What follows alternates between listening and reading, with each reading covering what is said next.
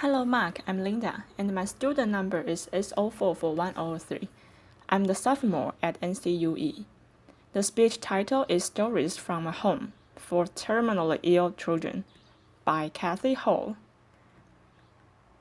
I want to introduce you to some very wise kids that I've known, but first I want to introduce you to a camel. This is Cassie, a therapy camel, visiting one of our young patients in her room, which is pretty magical. A friend of mine raises camels at his ranch in the Santa Cruz Mountains. He has about 8 of them, and he started 30 years ago because he thought horses were too mundane. John is an out-of-the-box thinker, which explains why the two of us have been such good friends all of our lives. Over the years, I've convinced him to shuttle those sweet furry bits up to hang out with our sick kids from time to time. Talking to John, I was surprised to learn that camels have an average life expectancy of 40 to 50 years. The life expectancy of many of the children with whom I work is less than a year. This is a picture of the George Marks Children's House, the first pediatric palliative respite care center to open in the United States. I founded it in 2004. After years of working as a psychologist on pediatric intensive care units, frustrated with the undignified deaths that so many children experienced and their families had to endure. As I sat with families whose children were at the end of their lives, I was acutely aware of our surroundings. While the elevated train rumbled overhead on its track, quite literally, the room reverberated with each passing train car. The lights on the wall were fluorescent and too bright. Monitors beeped and did the elevator, noisily announcing its arrival. These families were experiencing some of the most excruciating moments of their lives, and I so wanted them to have a more peaceful place in which to say a last goodbye to their young daughters and sons. Surely, I thought, there must be a better spot than a hospital intensive care center for children at the end of their lives. Our children's house is calm and nurturing. It's a place where families can stay together to enjoy quality time with their children, many of whom are there for respite stays, some with repeated visits over a span of many years. We call those kids our frequent flyers. Rather than the bright, noisy quarters of the hospital, their rooms are calm and comfortable, with actual living spaces for the families, a sanctuary of gardens, and a wonderful outdoor playground with special structures for children with physical limitations. This sweet baby Lars came to us directly from hospital intensive care unit. Imagine hearing the heartbreaking news that none of us would ever want to hear. His parents had been told that Lars had a brain anomaly that would keep him from ever swallowing, walking, talking, or developing mentally. Recognizing what little chance he had for survival, his parents chose to focus on the quality of time that they could spend together. They moved into one of our family's apartments and treasured each day that they had, which were far too few. Lars' life was brief, to be sure, mere weeks, but it was calm and comfortable. He went to hikes with his parents. The time that he spent in the pool with our aquatic therapist lessened the seizures he was experiencing and helped him to sleep at night. His family had a peaceful place in which to both celebrate his life and mourn his death. It has been 5 years since Lars was with us, and in that time, his family was welcomed a daughter and another son. They are such a powerful testament to the positive outcome that specialized children's hospice care and can create. Their baby physical discomfort was well managed, giving all of them the gift of time to be together in a beautiful place. I'm going to talk to you now about the elephant rather than the camel in the room. Very few people want to talk about death, and even fewer about children's death. Loss of a child, especially for those of us who have our own children, is frightening, more than frightening, paralyzing, debilitating, impossible. But what I've learned is this. Children don't stop dying just because we, the adults, can't comprehend the injustice of losing them. And what's more, if we can be brave enough to face the possibility of death, even among the most innocent, we gain an unparalleled kind of wisdom. Take Crystal, for example. She was one of the first children to come for care after we opened our doors. She was 9 when she arrived, and her nutriologist expected that she might live another 2 weeks. She had an inoperable brain tumor, and her decline had really accelerated in the week before she came to us. After settling into her room, dressed entirely in pink and lavender, surrounded by the Hello Kitty accessories that she loved, she spent the next several days winning over the hearts of every staff member. Bit by bit, her condition stabilized, and then, to our astonishment, she actually improved. There were a variety of factors that contributed to Crystal's improvement, which we later came to call the George Mark bump, a lovely, not uncommon phenomenon where children outlive the prognosis of their illness if they are outside of the hospital. The calmer atmosphere of her surroundings, testing meals that were fixed often to accommodate her requests, their resident pets, the therapy dog, and the rabbit spent lots of cozy time with Crystal.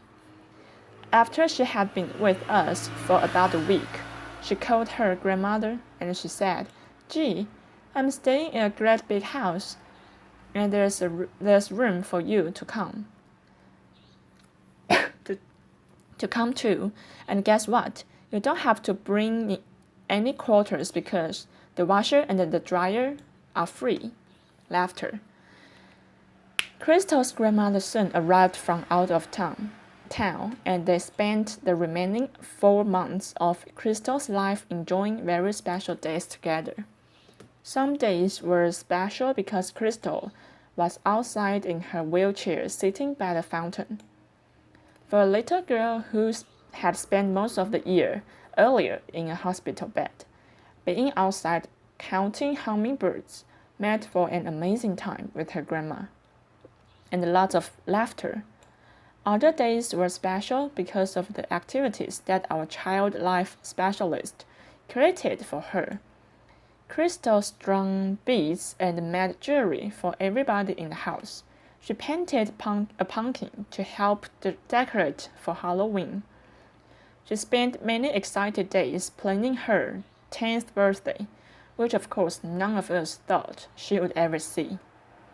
Of us wore pink bows for the occasion, and Crystal, as you can see, queen for a day, wore a sparkly tiara.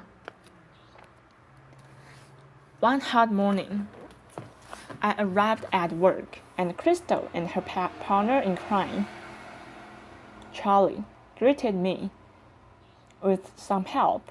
They had set up a lemonade and a cookie stand outside the front door, a very strategic location. I asked Crystal the piece of cookie that I had selected, and she said, $3. Laughter. I said that seemed a bit high for one cookie. Laughter. It was small, I know. She acknowledged with a grin, but I'm worth it. And there lie the words of wisdom of a young girl whose brief life forever impacted mine. Crystal was worth it, and shouldn't every child whose life is shortened by a horrific illness be worth it? Together, all of us today can offer that same specialized care, and Crystal received by recognizing that children's respite and hospice care is a critical component missing from our healthcare landscape.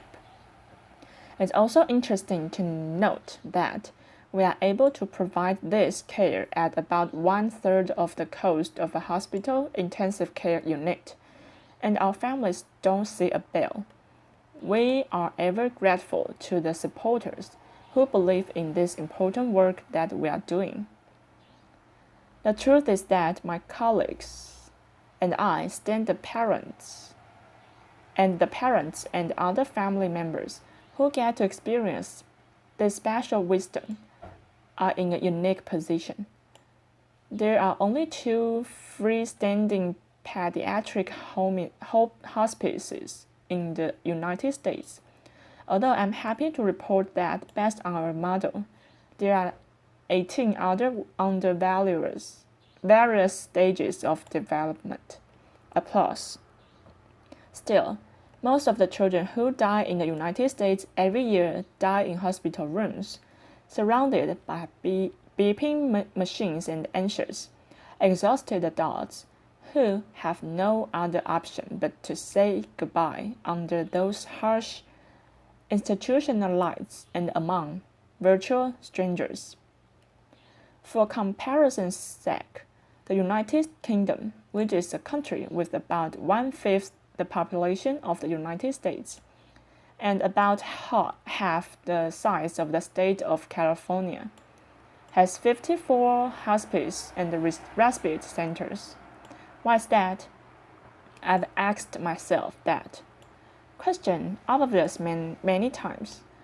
My best guess is that Americans, with our positive can-do attitude, hold the expectation that our medical care system will fix it, even though it may be a childhood illness for which there is no cure. We go to extraordinary measures to keep children alive when in fact the greatest kindness that we might give them would be a peaceful, pain-free end of life. The transition from cure to care remains a challenge one for many hospital physicians whose training has really been about saving lives, not about gently guiding the patient to the end of life. The death of a sweet baby for whom we cared at the end of her life certainly captured this dichotomy when he reflected that there are a lot of people to help you bring an infant into the world, but very few to help you usher a baby out. So what is the magic ingredient at George Mark? The complex medical diagnoses that bring our young patients to us mean that their lives have often been restricted, some to a hospital bed for long periods of time, others to wells, still others to intensive courses of chemotherapy or rehab. We make a practice of ignoring those limitations. Our default answer is yes, and our default question is, why not? That's why we took a young boy who wasn't going to live for another baseball season to Game 5 of the World Series. That's why we have a talent show put on by the staff and the kids for family and friends. Who wouldn't be enchanted by a young boy playing a piano piece with his feet, because his arms are atrophied? That's why we have a prom every year. It's pretty magical. We started the prom after hearing a dad lament that he would never pin a boutonniere on his son's tuxedo lapel. These weeks before the dance, the house is in a flurry, and I don't know who's more excited, the staff or the kids. Laughter. The night of the event involves rides in vintage cars, a walk on a red carpet into the great room, a terrific DJ and a photographer at the ready to capture pictures of these attendees and their families. At the end of the evening this year, one of our young, delightful teenage girls, Kathleen, said to her mom, "That was the best night of my whole life," and that's just the point. To capture the best days and nights, to abolish limitations, to have your default answer be yes and your default question be why not. Ultimately, life is too short, whether we live to be 85 years or just 8. Trust me, better yet, trust them. It's not be pretending that death doesn't exist that will keep the people, especially the little people that we love, safe in the end. We can't control how long any of us lives. What we can control is how we spend our days, the spaces where we create, the meaning and joy that we make. We cannot change the outcome, but we can change the journey. Is it time to recognize that children deserve nothing less than our most uncompromising bravery and our wildest imagination? Thank you. Applause.